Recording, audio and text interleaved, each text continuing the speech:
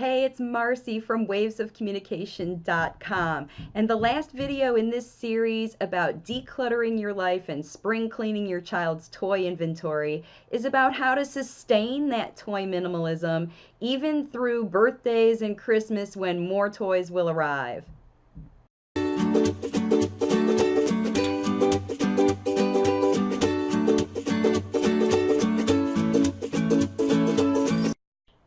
Hey, it's Marcy Melzer, intuitive speech and language pathologist consultant, and I help parents teach their late talking children how to use the words they need to share all of their wisdom with the world. Today, I am going to be talking to you about 10 tips to sustain toy minimalism in your household and keep your child happy with access to 5 toys or less. And I'm also going to show you how to navigate situations like Christmas and birthdays when lots of toys arrive at the same time. Tip number 1 is to keep the child's waiting toys, the ones that are not out and readily accessible to your child, way out of sight. They should be in opaque containers that are not in a common area where your child plays. This eliminates any temptation for your child to go digging for the next toy to play with. Tip number 2 is to research and experience the toys that you have out yourself. Look online, watch YouTube videos, get out the toy and play. Play yourself. Try to think of all the different things that you could do with this toy, you and your partner, and just experience all the different things that are possible with that toy to give you more ideas to introduce to your child in ways to play with that thing. Tip number 3 is to teach your child to play with each toy both independently and with a partner. Teach them how to take turns with things that are a one-person activity, and teach them how to share and exchange things like blocks, crayons, pencils. Teach them how to share things back and forth. And also help your child be able to independently keep themselves busy with that toy, so it's something you could potentially direct them to go and do while you're cooking or doing something else around the house. This allows your child the opportunity to independently explore that toy, just like you did, and see what they can come up creatively to play with. Tip number 4 is to observe your child over the course of a week with the toys that you have selected for them to have accessible.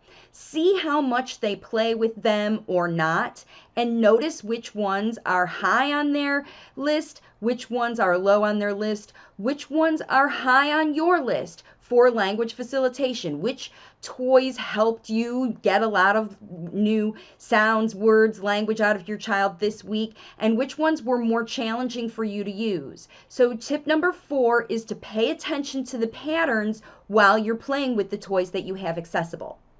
Tip number 5 is to rotate any toys that your child is not interested in after 1 week.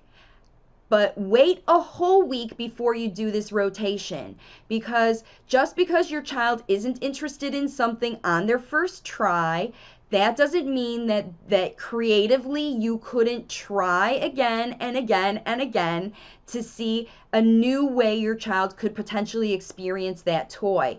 Offer the opportunity to make it easier for the child. Offer more assistance, more demonstration, so your child can see how fun that toy is before you swap it out. But after a week, if you've tried your darndest to really get your child to engage in and play with that toy, then it's okay to swap it out for another toy in the same category. So you'll just put it into the bin of that same category and swap it out with another toy experience. And you can do that with any toys that, like I said, your child isn't currently into. But don't necessarily swap out toys if your child is really into it. unless they're so into it by themselves that they're not engaging with you. Like if it's something that is just really keeping them in their own space and it's not their comfort enjoyment toy, because that toy's okay for a child to use in their own space, their comfort toy. But if it's their problem solving toy or their language, their vocabulary building toy, you don't want those to be isolated, only them activities. Remember, every toy you have to be able to play together with. Okay, then the next step, step 6, is to rotate all of the toys every 2 to 3 weeks.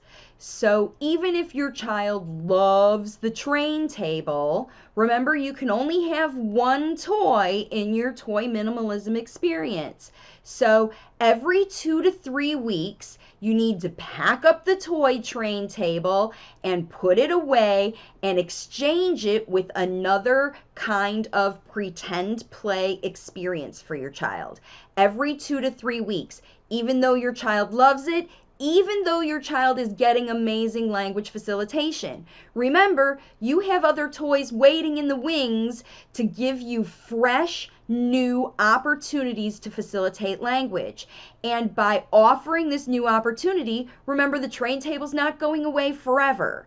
But if you pack it up every 2 to 3 weeks and put it away for 2 to 3 weeks, when you bring it out again in 2 to 3 weeks, you're going to see a whole new level of love and engagement for that toy. So this continuous rotation of toys, even the toys your child loves, keeps the things that they own fresh and new. Now, if the idea of rotating the whole train table is a difficult thing, then you can think about rotating parts of it. Here's a good example. A lot of kids have many, many cars. Lots and lots. It's a thing that they love to collect. It's a thing that, if people know that your kid loves cars, a lot of your family and friends give them cars. Maybe every time you go to the store, you buy a new car. So you end up with this large collection of cars. If it's something maybe like a pretend play and the kitchen is where you do your best language facilitation and you don't want to pack up the whole kitchen, or maybe there's no place for you to pack it up, then what you swap out is the parts of the kitchen. So you'll swap out the toy food. Maybe you have 5 vegetables, or you have 5 little things, one of each category, a food, or a meat, a vegetable, a drink, a whatever. That's kind of good if you have one of each of those categories, and then you swap those out for a new meal. You know what I mean? Every time you swap out the things that you play with all the time, you're going to see new language. So if you're not possible, like the gross motor activity, you're not going to swap out your trampoline or your swing. It's something you always use. But the idea is the newness by offering new things. So even if your child loves the train table and you never want to take down the train table, then you have to swap out the trains or the track or something about that experience that makes it new. And that's what makes it fit and sustain for you, okay? Okay, all of that stuff that you chose to donate, give away, or somehow get completely out 100% permanently out of your child's play experience, then those things you have to get rid of quickly. And one of the things that might help you sustain this process, because here's the thing, if you're going to sustain toy minimalism, you're going to be continually getting rid of things, because new things are going to continually arrive in your house, and then there's other things your child's going to continually grow out of, move out of, and you're always going to want to be evaluating these things. So it's a really good activity for you to involve your child in that process as much as they're able. If it's an older child and you have lots and lots of things, then you can have your child help choose which of the things they can have accessible to them, and then even help pack up the things and put them away, and even have them help choose the the new items that are coming out of the bin. It's kind of like the replacement for going to the store, right? So instead of having to buy a new toy every time you go to the store, you can, on Fridays or a special day of the week or whatever, go to that toy bin, have your child select which toy that's in their current inventory they want to swap out, and let them be part of that process, right? So you're going to have them be part of the process to swap out the toys that they get, but also see if potentially you can have them be part of the process to eliminate the toys permanently from their experience. Because when you involve them in the process, it's a whole additional language learning opportunity. You teach your child how to let go of things because they don't serve you anymore. They're not fun, they're not happy, and you have some new appreciation for all the things that you do have. And this process of involving your child in donating, gifting, selling even their toys. Like if you want to put it into a garage sale pile and you schedule that garage sale, don't just leave it sit there for a long time, but schedule it for a few weeks and have your child go through the inventory, have them participate in the sale, have them participate in sharing that toy with its next owner and telling them how cool it is and what's so fun to play with it. You could give them the job of teaching the child's new owner about that toy, and wouldn't that be a great experience? And then have your child experience the feelings of letting go of that thing that they might have loved, saying goodbye to it forever, and transitioning them to enjoy the things that they have. All right, the number 9 tip is all about what to do at Christmas and birthdays and Hanukkah and when Aunt Betty comes into town with a new toy or whatever, right? New toys arrive just in your house. Same with going to the store, how to deal with going to the store. So what you need to do is every time new toys arrive in your child's environment, you have to do the same process, kind of go back to that first process of when you did all of your inventory spring cleaning, that 7-step process. Each new toy you have can go in one of 3 places. It can go into the bin, ready to be brought out at a new novel time, your next rotation opportunity. It can go into the current rotation, and then that toy moves into the bin to come out at a later time. Or it can be your child's decision about whether they want to have maybe a trial period with this extra toy where they can explore it in addition to the other toys that they have for a small period of time.